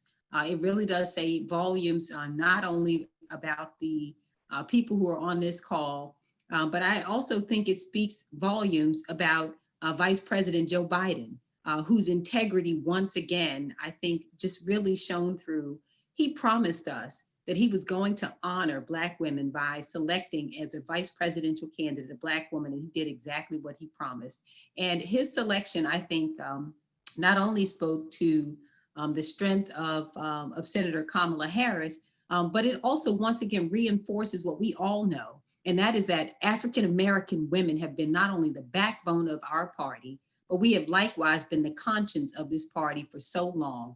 And for Vice President Biden to honor us by making sure that we are prominently displayed and that a Black woman has been vice president who is eminently qualified, once gives us yet another reason to feel proud of our future president, and also gives us the motivation and inspiration we need to continue to fight this fight. And what a fight we're in. You know, I had a friend who called me yesterday. He is my wonderful friend from Barbados. He has a beautiful Bayesian accent, and he told me two things. He once told me, he said, you know, oh, Angela, I have long learned that anytime the ego is driving the bus, the only destination is doom. And if we don't think that this president and his ego and all of the other things that ail him, I think that no truer words have ever been spoken, that anytime the ego is driving the bus, the only destination is doom. But I agree with our party chair that we don't have to focus on this president because it is well established. Everything, we don't need another reason to work hard enough to reclaim our country. He has given us every reason under the sun to reclaim our country. And we are so clear that there are two visions for America on this ballot and that ours has to win. That's been well established, and we don't need to mention this man yet another time for people to get the picture. But he said something else. He called yesterday, my friend, and he said, you know, I'm so irate because none of this had to happen. You know, he's looking at the 200,000 who died of COVID and said, you know, I'm just so angry because none of this had to happen. And you know what, and I want to challenge that thinking to some extent. And I think our state party chair spoke to this as well as Congressman Sarbanes. When the truth of the matter is, I just want to leave this nugget of inspiration. I hope for you all to say, you know what, in many ways, it almost did have to happen because sometimes I believe that just the right amount of tension has to be created for us to see the changes that we want. And so for as horrible as it has been, for us to watch everything that has unfolded, I'm of the mind to some extent, you know, God is up to something. If I can just say it very plainly, and just the right amount of tension has been created for us to see the kind of change that we have been waiting for. This is the moment we've been waiting for decades and decades and decades. And the point is that I want to make sure that we don't miss the miracle. And so that we don't focus so long on the problem. There is a solution and there's a path to get there. And I believe that after we leave this year, we're never going to be the same again in ways that have been so important to us, that the changes that we've been waiting for decades to address many of the inequalities that we have seen, the racism, the sexism, just all of the other ugly things that we have seen. This is the moment that we've been waiting for. But what I have to tell you is just a couple of other things. I don't want us to assume that the people close to us understand everything that they're seeing. For example, I have been really dismayed to watch the Trump campaign try to convince some of us African Americans that somehow he's better for us than Biden and Harris. And you know what? And I don't want you all to assume that people understand this. I want us not to take a single thing for granted because there are some who, believe it or not, are confused, who don't understand as much as we do about what we have seen with COVID-19 and the way that it has decimated so many of our communities. I know, as a matter of fact, having led Prince George's County, the effect that it has had there. I don't know that people understand appointments. This is not information that people have, and we can't assume that they have it. Everybody on this call has this information. You understand that this president has appointed over 200 judges and that he is the first president since Richard Nixon to have appointed 53 individuals to the Federal Court of Appeals and not have a single one of them be Black. The first since Richard Nixon, that out of over 200 appointments, 8 of them have been Black. I want people, and so people in our community who don't have this information and who could be confused by what they hear when they hear the president say, I have been better for, what did he say? Something so stone crazy. He said, I have been the best thing that happened to Black people since Abraham Lincoln. That's what he said in his delusional way. He's a crazy man. But do not assume that the people close to us understand the truth. And so we have to get, not only when we talk about who we're reaching, I mean, we got to reach our cousins. We have to make sure we reach to our neighbors. We have to reach to people who are very close to us, because some of these people do not have the information.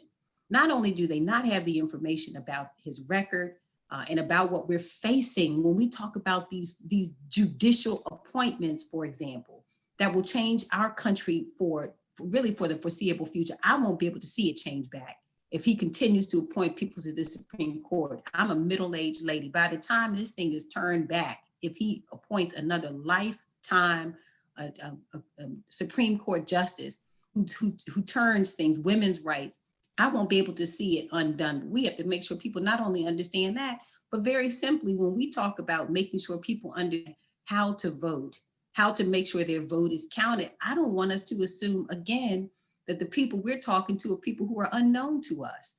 I had a cousin who called me and she said, yeah, girl, I got my ballot. No, you didn't. You got the application to apply for your ballot. And I believe that the confusion, I'm just going to say a couple of things that are really blunt because the hour is growing late.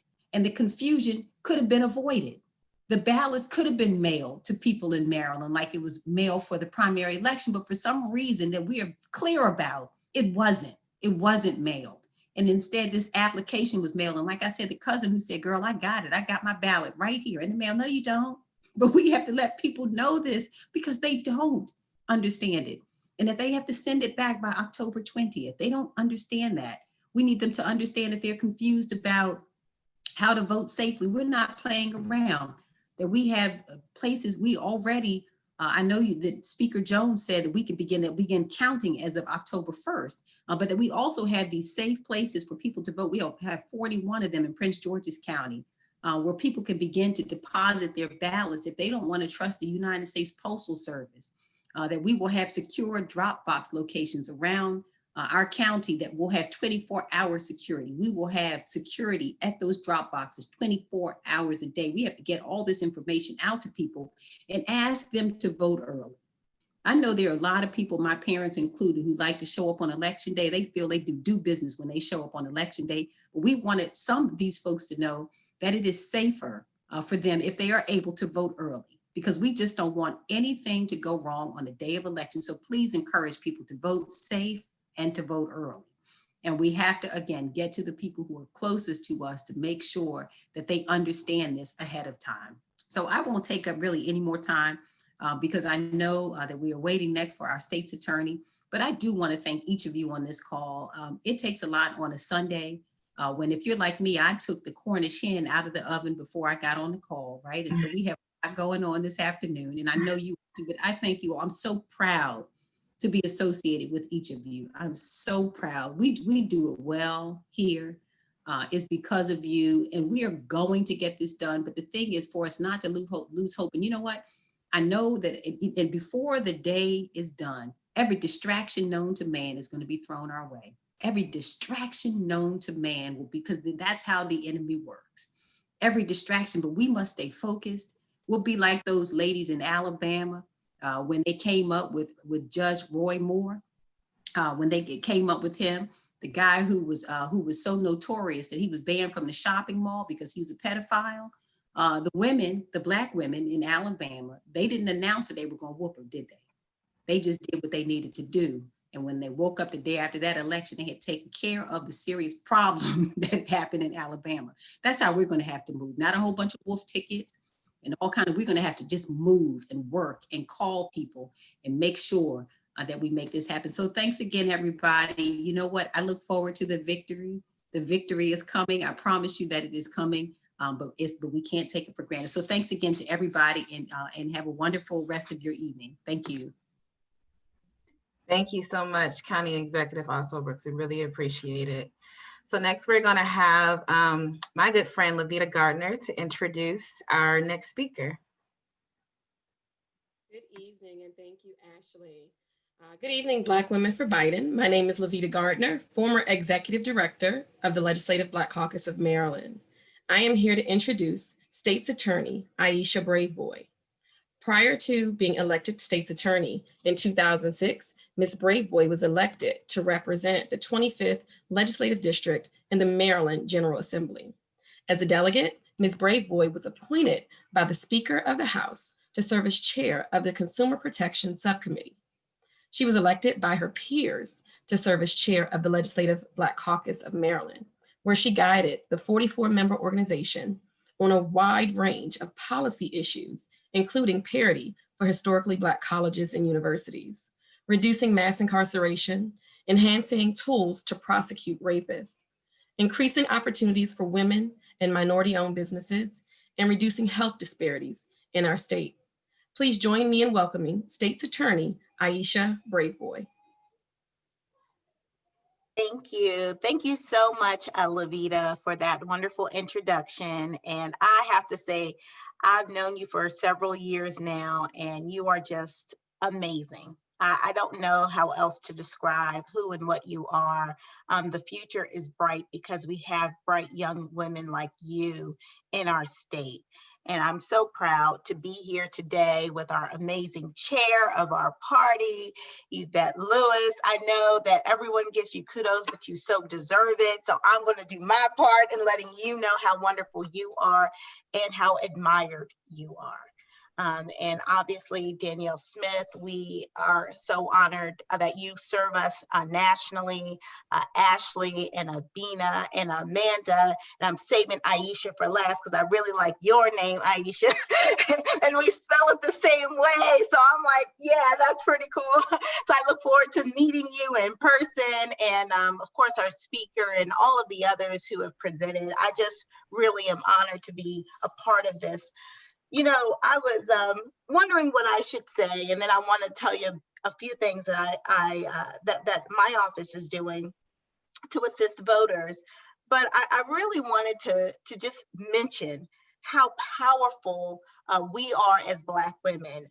We are finally a part of the national mainstream conversation when it comes to elections, and that just maybe 10 years ago wasn't the case. And so we have made great strides as Black women, but it wasn't just because we are so beautiful, right? It's because we actually do vote. And so, you know, back last year in June of 2019, so this is June of 2019, Fortune.com published an article entitled "Black Women Voters Are Central to the 2020 Presidential Elections, Experts Predict." And of course, they were right. In March of 2020, so earlier this year, the AARP released a poll concerning Black women over 50, and that was conducted by Harris Insights and Analytics. The poll found that Black women voters 50 and older have really strong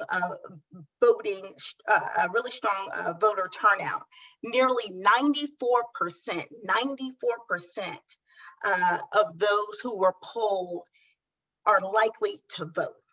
Okay, so when you come in with 94% of y'all saying we're gonna vote, people are going to listen.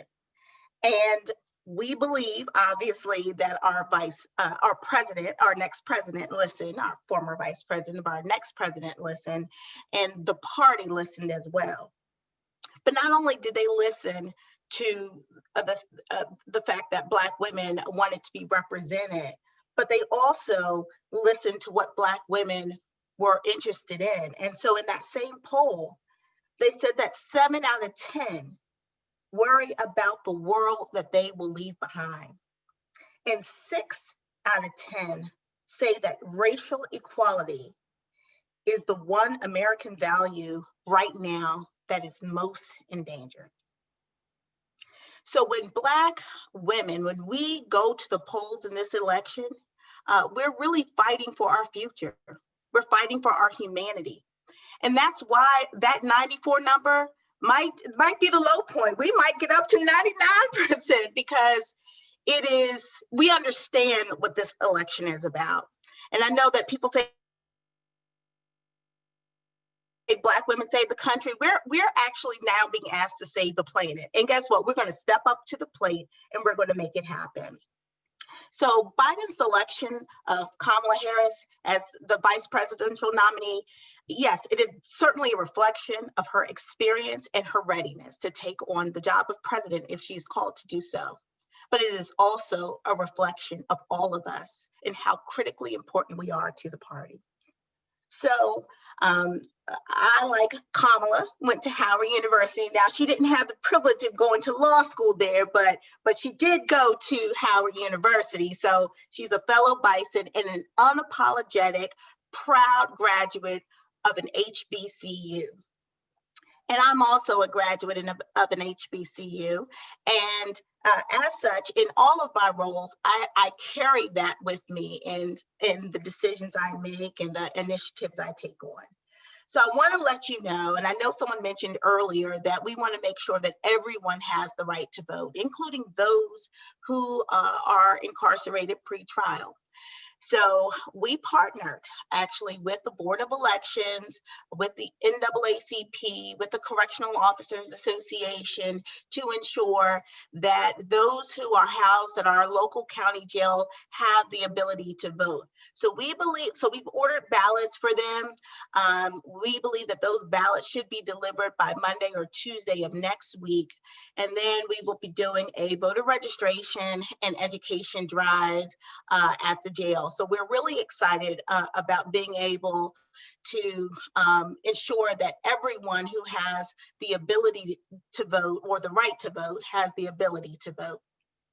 Additionally, there are those who believe that they are still unable to vote because they have convictions and they were convicted of felonies. But I believe it was in 2016 when the legislature expanded voting rights to include those who have finished their term of incarceration. So they may still be on parole or probation, but if they finish their sentence, their sentence, the time that they are confined, then they are eligible to vote.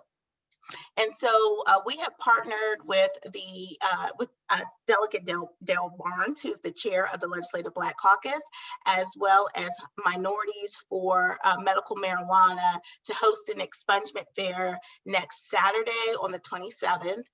And at that expungement fair, we will also host a voter registration drive there as well. So we certainly want to ensure that every single person in our community understands their rights and also understands that we care about ensuring that they're able to exercise their rights. So we will, as we get the details finalized and the flyers out, we will send that out to this group. I'll send it through Levita so that it'll get to all of you. And if you want to participate, we certainly would love to have you. So thank you again for this privilege. And I hope that everyone has an outstanding day. Thank you so much, State's Attorney Aisha Braveboy. So now I'm going to introduce my mentor, Delegate Edith Patterson. Delegate Patterson was sworn into the House of Delegates in 2015. Delegate Patterson has also served as the chair of the Charles County Democratic Central Committee. Delegate Patterson has spent 12 years as a member, vice chair, and chair of the Charles County Board of Education, and 5 years as a member of the Charles County Board of Commissioners. In 2005, her appointment to the Charles County Board of Commissioners as its first minority and seventh woman was cited as being historic. Join me in welcoming Delegate Edith Patterson. Thank you very much, Ashley. I appreciate that very much. And I'd like to acknowledge the fact that we are so proud of you and your upward mobility. I'd like to also acknowledge and thank Danielle Smith for your leadership, and of course, the phenomenal Yvette Lewis for, again, leading us as a chair of the Democratic Party. And of course, I'd like to acknowledge the presence of my speaker, Speaker Adrian Jones. Let me just say this, when given the ideas or the topics, I just thought about the women in my county. I'm Edith Patterson, and I represent the 20th district in Charles County. We are viewed as suburban, in some ways rural. And so the challenge for me was to look at ways in which we can galvanize women, and to be specific, Black women, and in this case, Black women who will support the Biden-Harris ticket.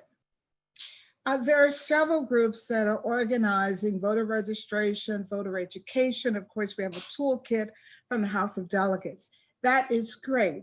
But I also think that as supporters, that it's incumbent upon us to tell women, and in this case, Black women, why they should support the Biden-Harris ticket. When I think about the Black women that I know, women of color, they're always interested in finding out, what is it for me? What's at the table? What does this ticket, how will this ticket support me in my initiatives? Well, I'm a former teacher. And so I wanted to make sure that I would have information, and as supporters, as we go out, that we have reliable information as relates to our target, my target population, and that is to get Black women engaged. You've heard before that Black women are the backbone, or they're very strong supporters of elections. And it's no different in Charles County. The Black community represents 50% of the population, and women represent 52% of the population in this county. And when we're talking about being the largest voting bloc and what it is we can do, first of all, Black women want change, and they want a seat at the table. They want to be connected to decision makers. And so the Biden plan, and I'm going to encourage everyone to look at, get the Biden plan, and it's entitled Build Back Better by Advancing Racial Equity Across Our Nation. Can't be any plainer than that. It is very voluminous, but again, I will cite two things. One is economic opportunities for the Biden-Harris plan, and also education. I'm an educator, so I could not leave that out. Economic opportunities. In my county, there are over 11,000 businesses, and that may be small in comparison, but of that, 5,000 are minority owned. One issue in talking with Black women, they were concerned about the term minority because, again, it included a larger group. But when you want to really pull out how we're going to address and help Black women, I'm going to applaud Vice President Biden, because he was very clear in the plan. He addresses Black and brown members of our society. In this case, we're talking about Black women. In our community, only 30% of our businesses that are owned by women, of the 4,000, 30% are owned by Black women. And so we have to look in terms of working with and getting people galvanized. For me, galvanized is the same thing as getting excited. To say to them, look at the plan and what is it that will make a difference for you, why you should vote for this Biden-Harris team. And so as a champion of the team, I'm going to suggest again that we look at the business plan that is offered. One, and Yvette talked about some of them, but when you think about equity in investments, Made in America initiatives, this is found clearly delineated in the Biden plan. When you talk about venture capitals and innovative investments and expanding access, there are about $100 billion in low interest lending loans. This Build Back Better plan that Biden and Harris are promoting will give opportunities, not just lip service, but it's very clear what it is they're going to do. When we think about the recovery opportunities reform, again, that is cited, too many of Black businesses have lost out simply because, or maybe because they're uninformed, unsure. In innovation hubs, in Charles County, I'm proud of my county, there was a ribbon cutting for the Velocity Center, where again, community colleges and other colleges will have opportunities for businesses to grow. The plan that Biden and Harris are promoting will promote them not only at community colleges, but also at HBCUs, TCIs, and etc.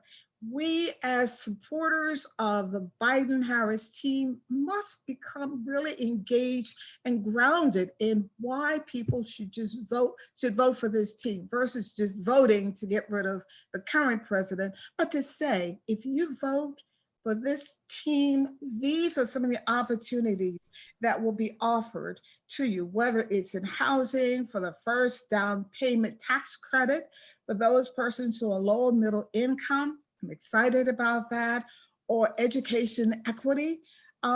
We understand the need for people who have student loans, forgiveness. Again, I'm going to encourage every citizen to look at the Build Back Better plan, because with the plan, it will forgive persons who have under 125,000 income, that some of those bills will be forgiven, as well as looking at relief for HBCUs, that's historically Black colleges, MSIs, and more affordable opportunities for students who attend those institutions. And lastly, grants that will be available for underserved institutions so that they can lower the costs of attendance. So galvanizing, I'm excited about it. I hope you are as well. And so when we think about getting the vote out, making sure that people will become so excited that, as I've heard before, we tell our children, we tell our neighbors, our friends, etc., and we go on social media to say, this is why you need to vote for the Biden-Harris team. And again, it's joebiden.com/racial.economic equity. And thank you so much for this opportunity. Thank you, Delegate Patterson. So we have 8 more minutes. We actually have another event that we're hosting later on tonight with one of our sister chapters in another state.